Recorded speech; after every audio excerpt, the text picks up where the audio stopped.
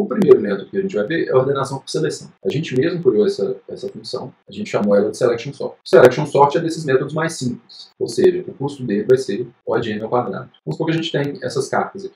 O método de ordenação por seleção, ele pega da esquerda para a direita, e aí, ele, entre o primeiro elemento e o último, ele procura qual é o menor. No caso aí foi o 4. E ele troca o 4, coloca ele na primeira posição. Agora a gente anda para a segunda posição. Entre a segunda e a última, a gente procura o menor. Foi o 5. E ele troca o 5, coloca o 5 na segunda posição. Entre a terceira e a última posição, a gente faz a mesma coisa. Entre a quarta e a última posição, a gente faz a mesma coisa. Entre o 9 e a última posição, a gente faz a mesma coisa. Então, basicamente é isso. Eu faço um for indo por cada posição. E naquela posição eu coloco o menor elemento, que eu ainda não coloquei. Então, no arranjo inicial, no primeiro passo, ele vai procurar, do começo até o final. O menor elemento foi o 7, foi o 4. E ele troca o 4 com o 7. Segundo passo, ele vai olhar dali para frente. O menor foi o 5, ele troca o 5 com o 7. Dali para frente, o menor foi o 6, ele troca o 6 com o 7. Dali para frente, o menor foi o 7, ele troca o 7 com o 7. Obviamente, ele poderia conferir se os dois já estão na mesma posição e evitar essa troca. Depende da probabilidade disso acontecer, para saber se isso vale a pena. Entre o 9 e o 8, ele tem que trocar os dois. Então tem esse vetor V, e eu dei para ele, vou dar para esse vetor V 5, 4, 9, 8, 6, 3. Chamei minha função do selection sort. Essa função do selection sort, quando ela chega lá, então, é uma função de ordenação que recebe um iterador para o começo e para o fim.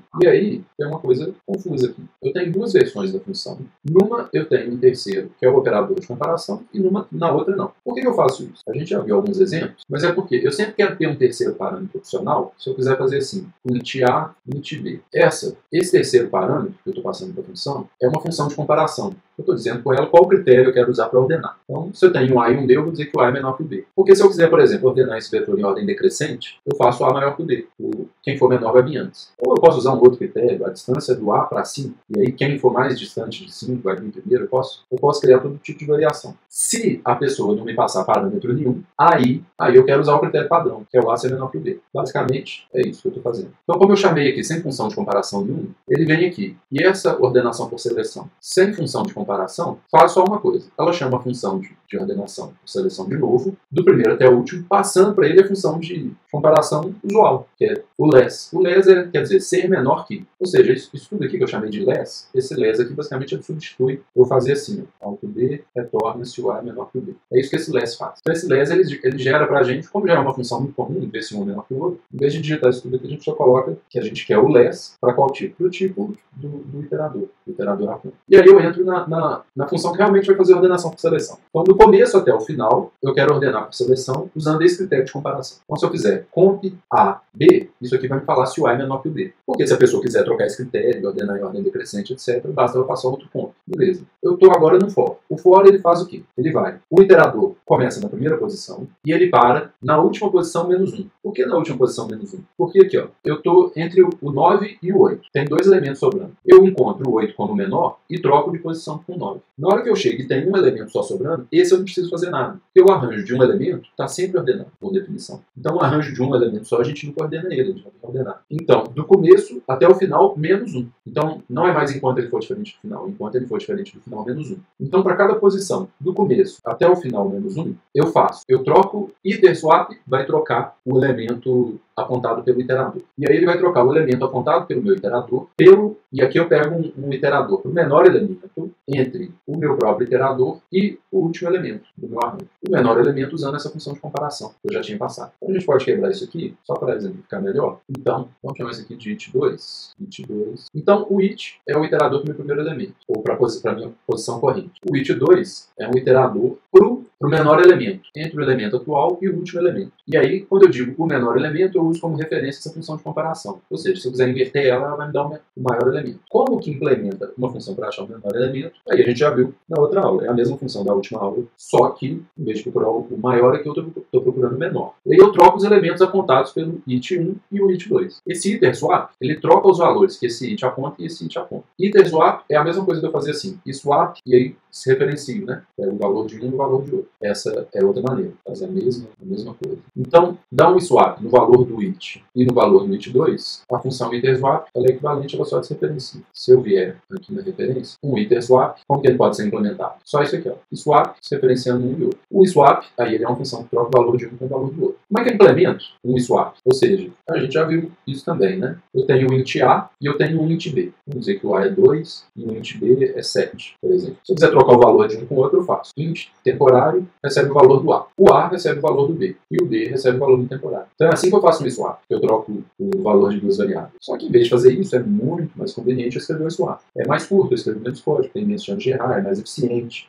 A intencionalidade do código é melhor, porque aqui eu estou declarando, eu não só estou fazendo a coisa, mas eu estou deixando explicitamente através do código claro que eu quero fazer isso, é trocar um com o outro. Então eu troco o it com o it2. O it é o iterador para o elemento atual, e o it2 é um iterador para o menor elemento entre o meu atual e o último. Agora a gente pode voltar e assistir isso acontecer. A gente embaralha o vector D, chama uma ordenação por seleção. Ela tem um iterador para o primeiro e tem um iterador para o último. Nesse contexto, eu tenho o V1. O meu V1 está no iterador, né? First. Se eu fizer first mais 1, desreferenciar, eu tenho 4. Se eu desreferenciar first mais 2, eu tenho 9. Se eu desreferenciar first mais 3, eu tenho 8. Se desreferenciar o first mais 4, eu tenho 6. Se desreferenciar o first mais 5, eu tenho 3. Então temos esses iteradores entre o first e o last. 5, 4, 9, 8, 6, 3. Se eu desreferenciar os iteradores, eu vou ter 5, 4, 9, 8, 6, 3. Criei um iterador para o primeiro, ou seja, o iterador para o 5. E aí eu vou trocar o valor do primeiro, que aponta para o 5, com o valor do mínimo entre o primeiro, entre o 5 e o último. Que no caso aqui vai ser 3. Então, depois desse passo, ele trocou o valor do 3 com o valor do 5. Segundo passo, o iterador, se eu referenciar ele, está apontando agora para o valor 4. Ele vai procurar o mínimo entre esse 4 e o último, que é o 4 e o último, e trocar isso com a posição do 4. Então, vai continuar a contar. Agora, o iterador está apontando para esse valor 9. Ele vai pegar o mínimo entre esse 9 e o último, que vai ser o 5, e trocar o 5 com o 9.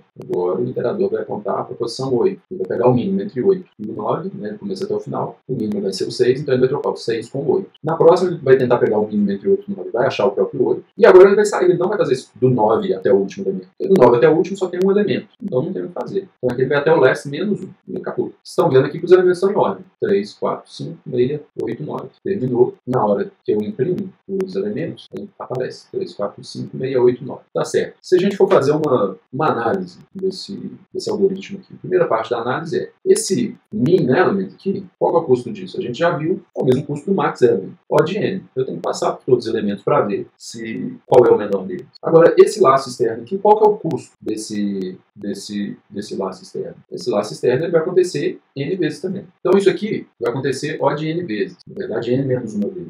Isso aqui vai acontecer O de n vezes também. Eu tenho O de n passos, comparações, para achar o menor elemento. Bem, na verdade, isso aqui seria n menos i, porque aqui é o mínimo entre o it e o último. Então esse mínimo ele tem que procurar 10 elementos, depois 9. Cada vez que ele passa, tem um a menos. Mas de qualquer forma, no final isso vai dar n dividido por 2, que é n também. Então, se o externo vai acontecer n vezes e o interno tem que fazer n passos, no total esse algoritmo faz O de n ao quadrado passos. E não importa, sempre vai fazer O de n ao quadrado passos. Se eu quiser, eu poderia fazer uma análise do número de movimentações. Aqui, isso aqui é o número de comparações. O número de movimentações que eu faço, aí aqui eu vou fazer isso quantas vezes? N vezes. É o número de vezes que eu vou fazer essa movimentação. Se eu for ver o custo de atribuição, então eu estou fazendo N atribuições aqui. E aqui a gente viu que o número de atribuições aqui, para encontrar o menor elemento, é o mesmo do maior. Então isso vira N log N. O número de atribuições aqui vai ser log N, porque esse é o custo de atribuição e algoritmo para encontrar o menor. E N vezes, eu vou fazer isso N vezes aqui. Esse é o custo de atribuição. Basicamente é um algoritmo simples e ele é vantajoso para arranjo que eu tenho que é pequeno. Esse n ao quadrado é no melhor caso, pior caso e no caso médio. Vocês estão vendo que não tem, assim, se o algoritmo, se a entrada for de um jeito, for de outro, sempre vai gastar n ao quadrado, independente do arranjo de entrada. Quando o algoritmo de ordenação ele tem a mesma complexidade para qualquer caso, aí a gente diz que ele não é adaptável. Ou seja, o método de ordenação adaptável é aquele que, se o arranjo que eu dou de entrada já está mais ou menos ordenado, ele vai mais rápido do que um arranjo que está muito desordenado. A seleção não é adaptável. Ou seja, se eu passar para ele, por exemplo, um arranjo que já está todo ordenado, para ele vai ser a mesma coisa. Ele não vai conseguir aproveitar essa ordenação que eu já dei para ele. Segunda coisa, ele não é um método estável. Por exemplo, aqui ele vai querer trocar para mim o 6 com 1. no primeiro passo. Ele vai procurar o menor entre o começo e o final e vai trocar o 6 com 1. Na hora que ele troca o 6 com 1, esse 6 na posição 3, agora ele está vindo antes do 6 que originalmente estava na posição 0. Então ele perde estabilidade. Ele perdeu a ordem relativa dos elementos, então ele não é um método estável. É um método instável. Basicamente é um método instável que a gente usa para arranjos pequenos ou alguma coisa desse tipo.